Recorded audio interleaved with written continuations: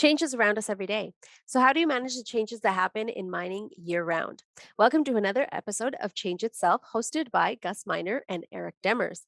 The show is brought to you by Sofvie and Technica Mining and is produced by Crownsmen Partners. Now, here are your hosts, Gus and Eric. All right, welcome everybody. Here we are with episode 5. Today we've got a really good topic. You're joined once again with Eric Demers and myself, Gus Miner. And Eric, today we're going to be diving in with a new guest, Jason Fearnow, and we'll be having a lot of good conversations around the new world ahead and the changes that are coming.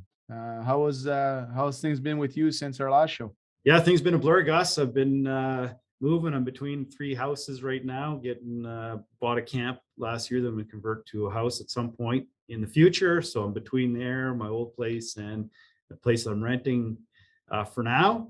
Lots on the go, and just a big update, and spent a week in Val d'Or, Quebec last week. And just things are just absolutely insane right now.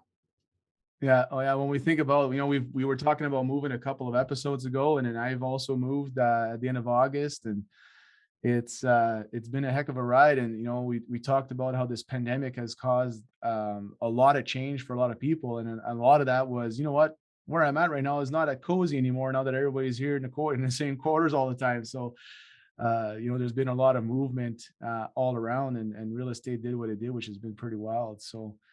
But I'm glad. I'm glad to see at least your to-do list is starting to shrink down, because now you're in full motion. So it's not getting longer. I hope that it's starting to checking some boxes off the list. I don't know if it's shrinking. It's more like the realization of like every step to come is there now. So it's exactly fun. One thing at a time. It's funny, when I met the people that sold us our house. I met them on the move day, and just you look so happy. You know what I mean? You're super happy. So, well, one, we waited a year to move, so that was a long closing. But I'm like, I'm finally get to check things off my checklist. I'm like, I'm pumped. I'm ecstatic. It's actually moving forward, and we're getting done. So, yeah, I know it's been so it looks like for the both of us, it's been quite a busy time since our last episode. So it's fun. No time to be bored. Well, are we introducing our guest? Yeah, right on. So today we've got Jason Fearnow joining us, and we've met through a couple of different collaborations and a couple of different initiatives that we were part of, speaking about project management and how things are going today, and how we think things are going to happen in the future. So we thought, with today's topic of a new world ahead, that he'd be a great guest to have on our show. And without further ado, Jason, welcome aboard. Thanks, guys. It's a pleasure to be here. Looking forward to chatting with both you guys today. Right on. Thanks for having me. Let's get started. What is a new world for you, Jason? What's that? So what comes to mind when you're thinking about a new world in mining or industry? When I think about a new world in industry, the first word that comes to my mind is collaboration. No question. And go ahead. Sorry, collaboration. So in what sense? I guess I interrupted you. That's where you're going. No, that's all good, man. Yeah, in the sense that my focus area within mining is really within the capital development space. And where I like to play is on the construction mega projects. What I see within that space is that we're not very good, to tell you the truth. Statistically speaking, we do a pretty crappy job as an industry of building projects on time and on budget, which is a travesty because it's a degradation of shareholder value, and that sucks. It doesn't have to be like that. So when I think about what alternatives we have, collaboration comes to my mind right away, and we can dive into that in any way that you want. Right on. Yeah, and you've got a nice initiative as well with the Mining Mavericks. One of the things that we talked about previously, you and I, is you got a pretty strong group of individuals within that movement. Maybe you want to talk a little bit more about Mining Mavericks quickly, just to inform our audience as far as what you're doing there. Yeah, appreciate that. Absolutely. So it kind of goes on what I was saying, in the sense that as a consultant, my clients bring me in and they parachute me into a project and they say, we're behind, we're ahead, whatever, not ahead, but we're challenged. Can you help us out? And the answer is yeah, absolutely, of course. But when I would show up, now virtually, but when I would show up, it was the same kind of problems over and over again. And it pissed me off, frankly. So I decided, well, what the heck can we do about this? Because it doesn't have to be this hard. It doesn't have to be this way. So I made a proclamation to the industry and I said, I'm on a mission to finding a way to help repair the broken relationships between owners and contractors. When I did that, I had the idea of coming together and collaborating because I know the message that I'm taking out into the industry isn't unique. There are other people within our industry who agree that it doesn't have to be this hard, it doesn't have to be this way. So we started a group of curated leaders from around the industry who wanted to do things better and more sustainable for everyone.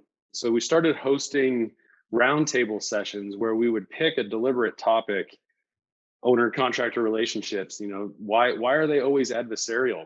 And then we would get a group of leaders who were passionate about coming up with a solution, and we would sit around our virtual roundtable and have a discussion and try to come up with a solution so that we could then educate the market as to potentially a different way of doing things.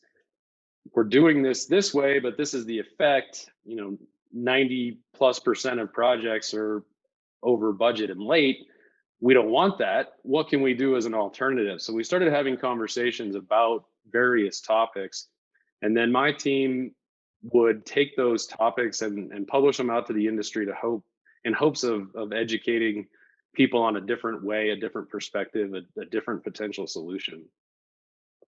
So I think that's amazing, and I'm happy to hear there's that kind of chatter going on and people involved in those types of movements. For sure. I mean, I work for a contractor, and we are seeing and living those things every day. And we've been part of some projects that, like you've talked about, have ended up over budget and behind schedule, and it's not good for anybody. And sometimes, yeah, it does feel like it becomes like a war. And it doesn't, I agree with you, it doesn't need to be. It just tends to be that way. Everybody wants what's best for them, what they think is best. And I can really see where collaboration might come in there, where it's like, if we're both approaching it, it's a lose-lose. How do we turn it into a win-win, and how do we work together to get there? I mean, I've seen instances where we've done it and we've been in partnership with people and it works so well. And I've seen the opposite happen as well. So I'd be curious to know what kind of solutions and things you guys have talked about. Yeah, for sure. No, I appreciate that, Eric. And I think that's great context. I totally agree.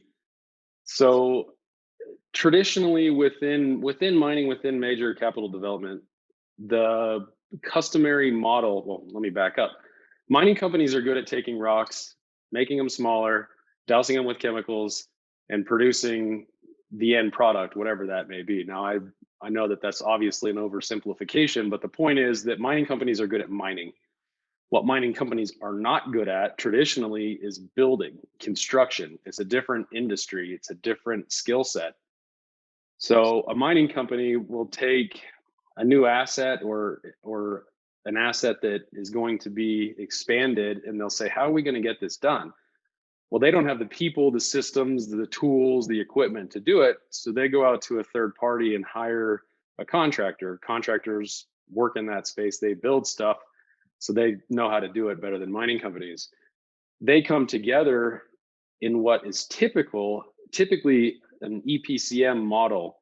So engineering, procurement, construction management, that's pretty traditional within our industry. There are other models, but that's the most prevalent. What happens in most cases is the owner, the mining company, is focused on price. They're focused on cost. They're focused on the bottom line. Well, that sucks.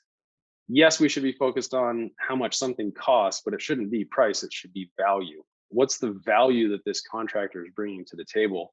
And that's often missed, that's overlooked. It's contractors are treated as a body shop, and mining companies feel like they can whip them into submission. Well, guess what? It doesn't work. Sadly, it doesn't work. And because of that, what I see moving forward is a more collaborative model. Instead of this master slave type relationship, it's we're both in this together. You're good at mining, I'm good at construction. We want to build a new mine. How do we interact? How do we engage? What's the business relationship that's mutually beneficial between the two of us that has the same goals, the same objectives, so we can get there together? And that's where I see what we're calling collaborative contracts. Other areas or sectors of the market call it different things.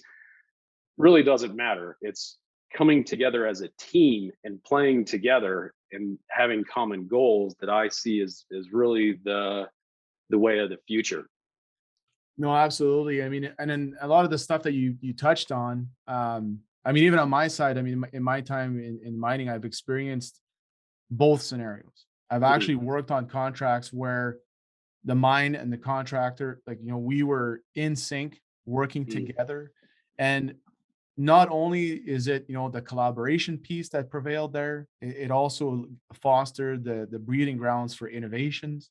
Mm. It also enabled for a really systemic and predictable outcome on the work that was happening. And every time I was a part of a project like that, we were very often ahead of schedule and under budget. At this there's a particular mindset that I have in mind when I speak about those things. Sure. Yeah, sure. And when you think about talent retention and in attracting new talent and just like the human resource side of things, when you've got an environment that's set that way, Mm. whether it's the contractor that needs to bring in new talent or the company that needs to bring in new talent, um, there's a there's a pride that you can sense as soon as you walk in on the environment, right? They're proud not only of where they work, they're proud of their team. And when you speak about their team, they're speaking about the entire organization, right? Not just, well, my team on the contractor side is awesome and the team on the other side isn't. And no, when we talk about the team, it was always the entire way. And a lot of that was very, very much so leadership based from the start of that, of establishing that mindset, right?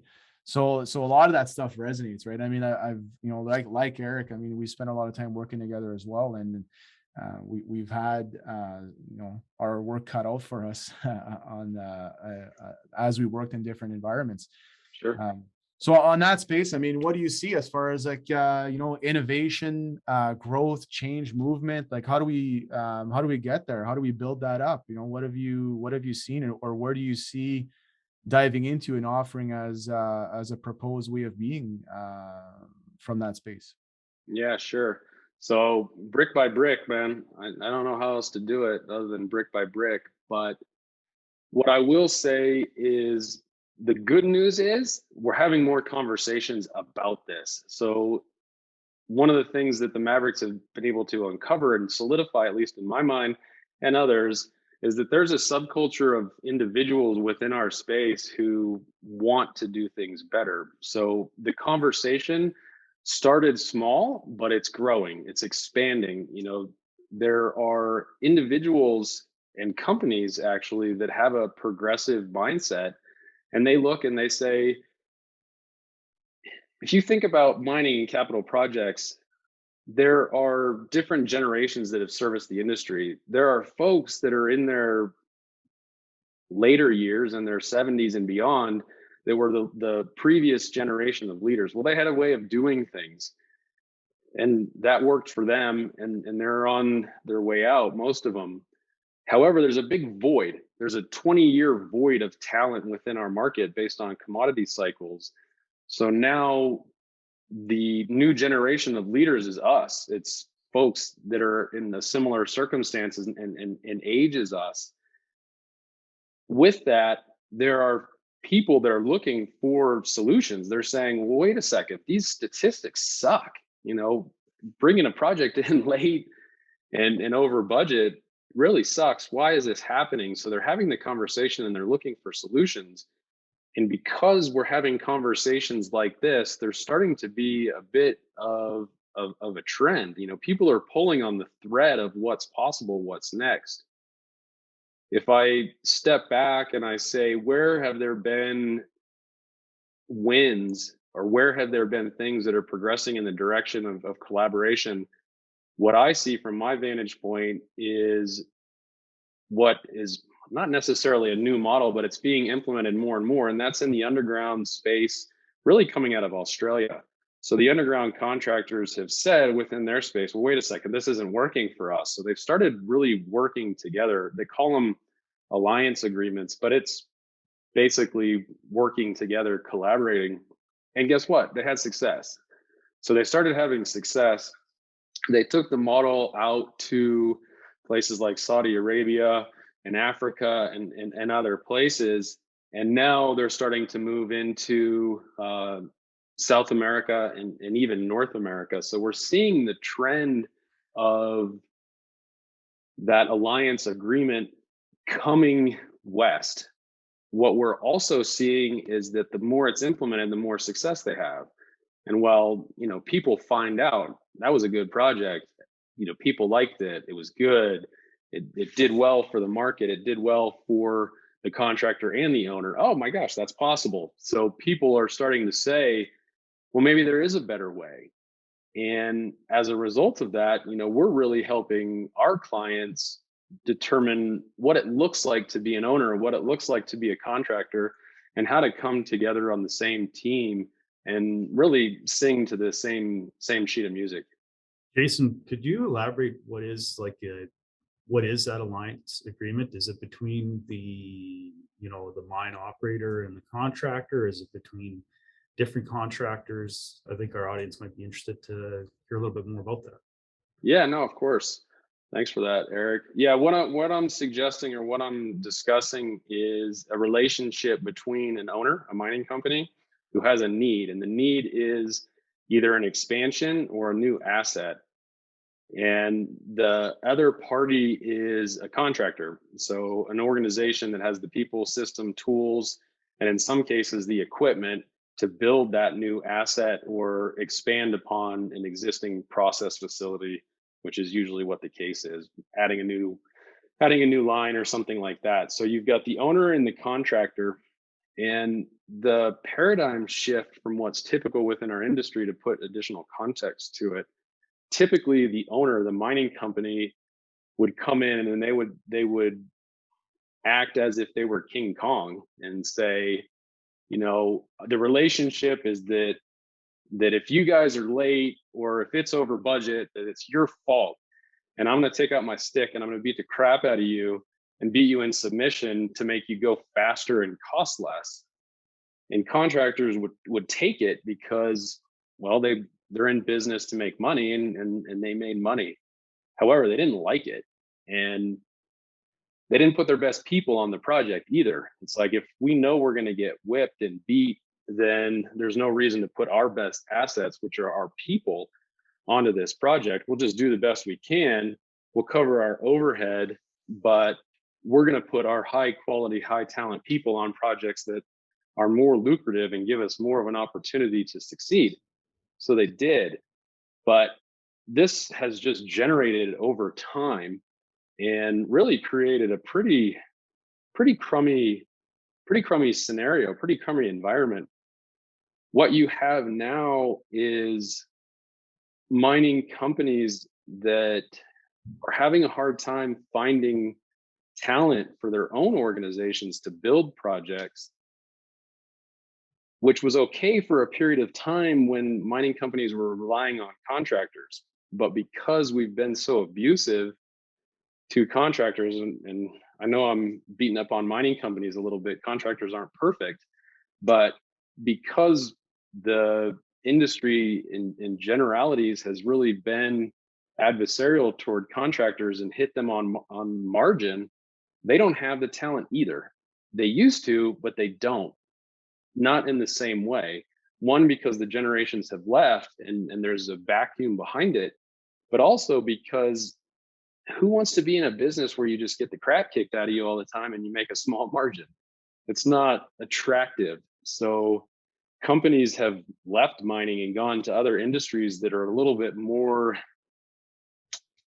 kind, I guess. I don't know the right word to use, but that treat contractors better. Yeah, I guess reasonable would be a good word. A little bit more reasonable. Yeah, that's funny. I had No, a and I mentor. mean, Oh, go ahead. and I mean, I've read up on this kind of stuff as well. And I think, I mean, every industry follows each other, right? So Mm, we've seen this behavior erupt in the automotive sector, a while back, and mhm, they've managed to bounce back and recover and realize that they have to put out a lot more product than they ever have. mm, And if they needed to do that, and then mining is in that space now as well too, is that they have to put out more product than they've ever had. We've got more people on this planet, mm, got more technology being made. We're sending people and we're sending a lot more people outer space. We've got everybody with a cell phone in their hand. That's all coming from what's coming from underground, right? So the only long-term sustainability of this all is something needs to happen, right?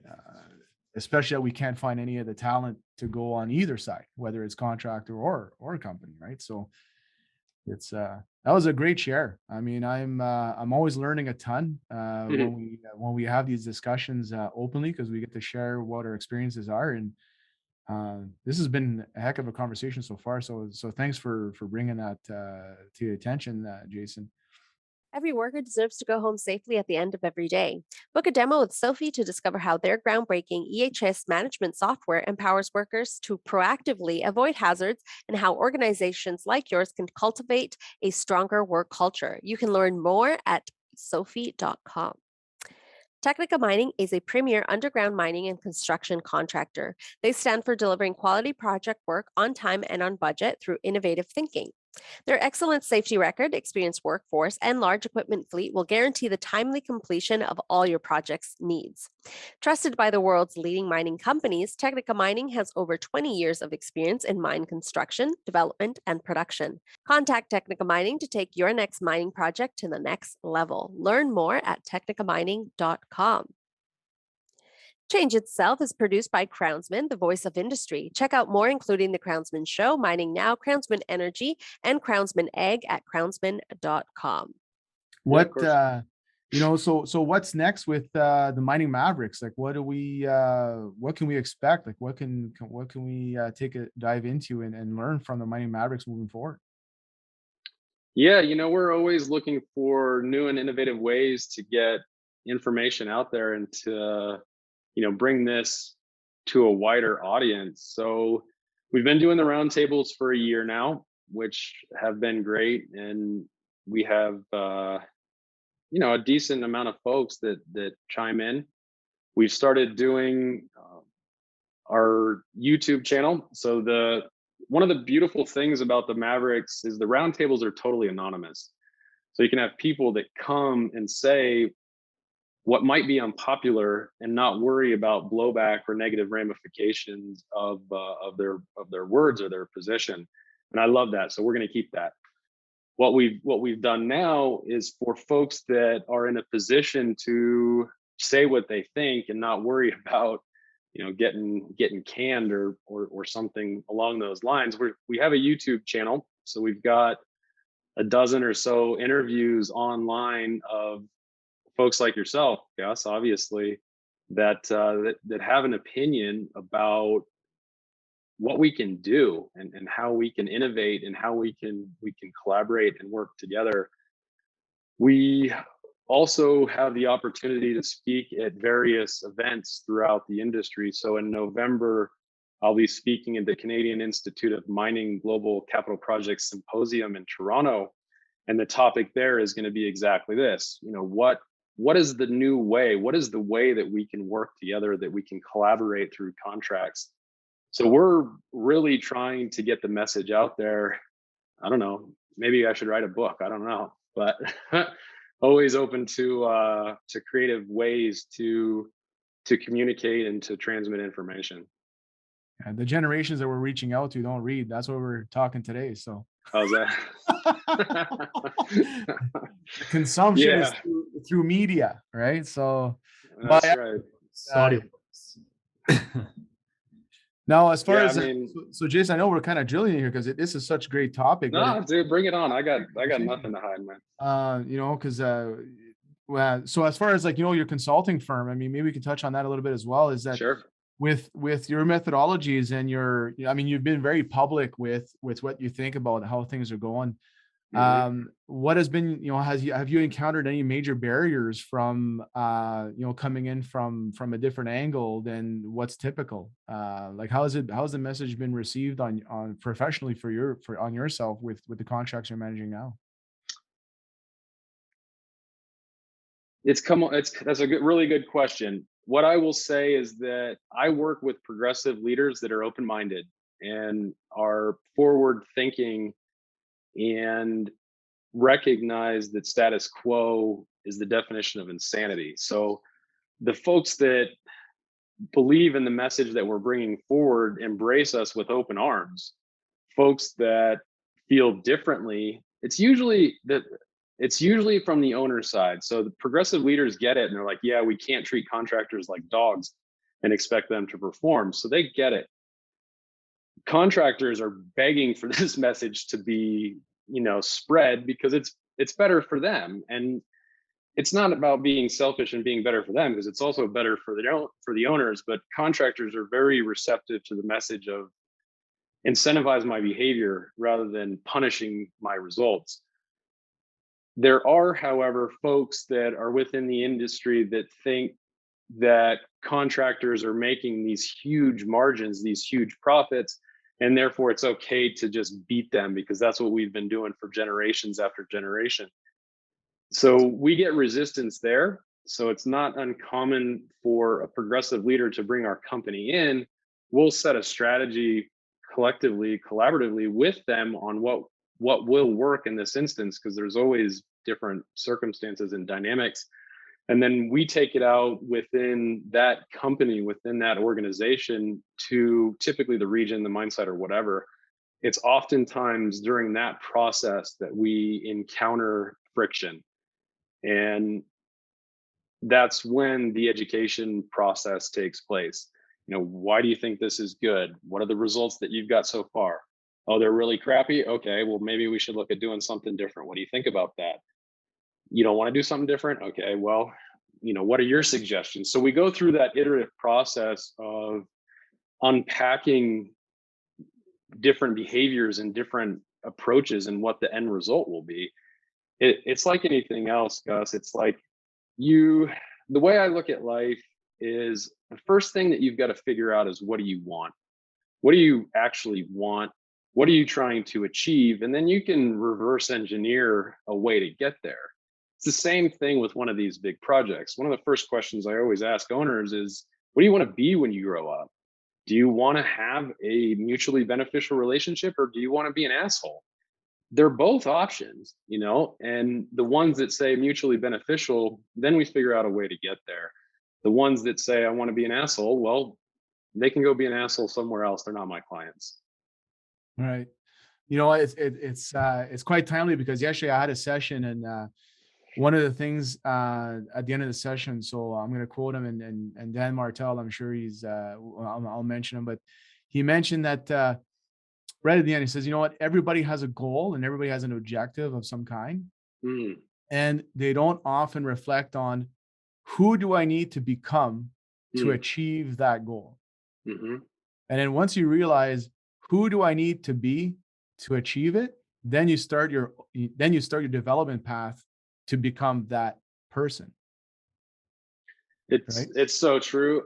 Look, I love that, and thank you for sharing that. I could nerd out on neuroscience and all of this stuff, but it's really true. What you tell your conscious mind, what consciously you tell your subconscious, happens. It just does. And that what you're saying is who you want to become. Who are you going to become? And set your intentions to that. Yeah. So that just came from yesterday, and then now it's basically repeated today with what you're coming through. So it resonated very well.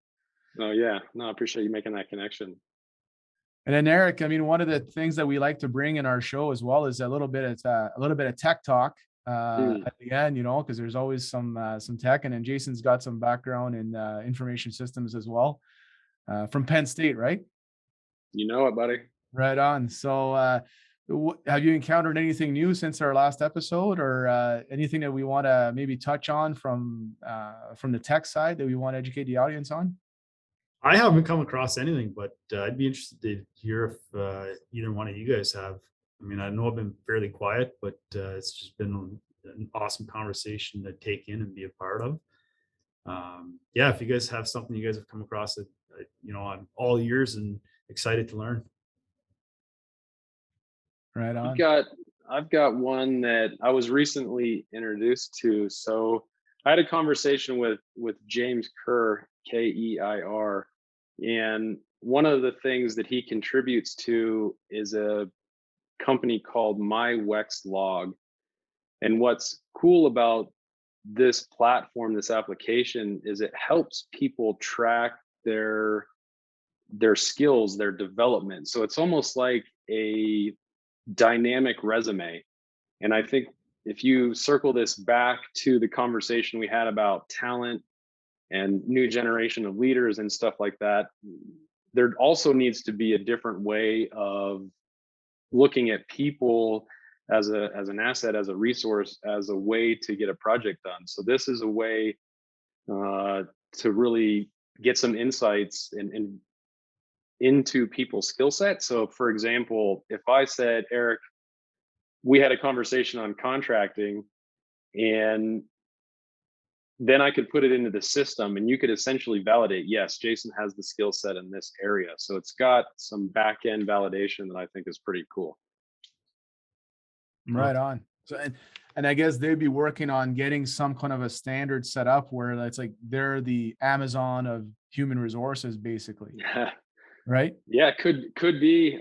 I'm not sure what their admittedly, I'm not sure what their overarching mission is, other than to help people match positions to their skill set and vice versa. Is there And go ahead. in that, Jason, is there like I could see like your skills and where you've been. Is there for like the user, do you get to like put in, so we talk about who you want to become, like this is what I want to achieve, and then there's some goals and things that I can work towards. Is that part of that platform at all? I'm not probably the best spokesperson, but I think so. I think so. As I understand it, That would be quite interesting to be able to like lay out your goals and start, sure. working and finding like-minded either organizations or individuals for that matter. Yeah, totally agree, man. I think it's a really good point. Wouldn't that be wild, eh? Wouldn't that be wild? I mean, we were talking about that internally here with our team, is that every company will have their own system of some kind to track the progress from either a training, as you were mentioning, or personal development, or just overall compliances. And there's different things that you can do to track how individuals behave. Mhm. But wouldn't it be cool to have a centralized system, right, where everybody would be able to dive into, and then basically when you're scouting talent, Mm, to Eric's point, you would see, hey, Jason's done all this, and this is the progression path that he's built for himself. Oh, the roles that I have available tie right into his past experiences and the future ones he wants to build. What a great candidate, right? I think when it comes to resume writing, and we pass on resumes, I mean, we've been passing resumes on now digitally, but it's still the same format, still the same kind of boring stuff we've done for decades, right? For the longest time, but we've never really had a spot on a resume for people to say, this is where I'm going. mm, Whether it's you that I'm going to do it with, or another organization, sure. this is just where I'm going, right? Instead of submitting yourself to an organization, say, what do you want to do with me? Where are you going to Mm, put me? You can actually kind of take control of your destiny a little bit and saying, this is where I'm going. This is where I want to be. So are you part of my future or not? Right. So it becomes a two-way interview, much stronger than just a one-way, can I have a job today kind of thing. I Right? think with the like, that vacuum you were talking about, Jason, and like we're living it now, in every kind of position you're looking at. it is really a two-way interview. For the most part, you're having an interview, but it's not really an interview. You're being, as the employer, you're being interviewed, right? Totally agree. Values and, do I see myself? Is there a future for me there? Or is this part of my future? Like you're talking about, Gus, like, where am I going? Does this fit what I'm looking for? And I think that's part of like the ongoing conversation now. But it is true. Like that's nowhere on a resume, or it's not really a conversation. Yeah. Yeah, I like it. No, I had, What do you- and I had somebody interview for a position here, and that person walked in and said, listen, this is what I want to do in the next 2 years. And then I'm moving on to this thing because that's what I want to do. So I'm telling you right up front that I'm not looking for a long-term commitment, but if I can offer value to you for the next 2 years, I'm all yours. And some people would probably receive that as, well, I don't want somebody that uses me as a stepping stone. But at the same time, you're like, the rules of the game. Like it's just there. You don't have to worry about saying, well, they left for no reason. No. They told you before they even started that they were leaving. Like they accepted an offer and resigned on the same day. You know what I mean? I like it. So then you get it. to get the value that you need from that time period, and you're both on the same page and you're aligned, and then it's what's so, right? We know that nobody works anywhere for 30 years anymore. That's just not the way it is. So I thought that was No, pretty I interesting. agree. I totally agree, and I dig that. I would appreciate somebody being so transparent and open up front. But I also think that that's kind of the environment that we're in right now, because the number of resources we have are finite. The gig economy is bringing in talent through consultants, through contractors on a part-time basis. So it's like, this assignment, 6 months in and out, bam, on to the next one. And that's okay. That's okay. Yeah, So I 100%. like it. Right on, Jason. Well, hey, I appreciate you taking the time and spending the time with us to have a good conversation and educating the audience. If you had a final message that you would want to put out there, and also let everybody know how they can get a hold of you, what does that look like?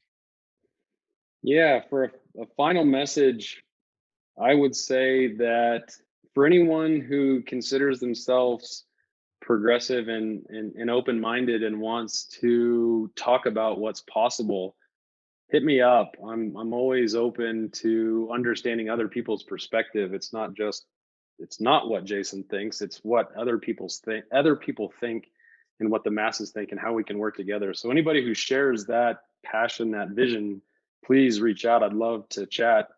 Actually, if you feel the opposite, I'd love to chat too, because I want to know what your perspective is, because that's also important. But for anyone who wants to connect with me, I'm active on LinkedIn. You can also check me out at jasonfearnow.com. Yeah, we'll have your information on All good. in the bio as well. So if you look below in the bio, you'll have all of our details. For sure. So again, Eric, Right on. Thanks, episode Jason. 5 in the books. Yes. We've got good momentum moving on, and for as long as we have great guests like Jason, I look forward to all the episodes that we have coming up. I wish you all a great end of September, and then on to October already. My goodness. Here we Right go. on. Thanks, guys. Thanks, guys.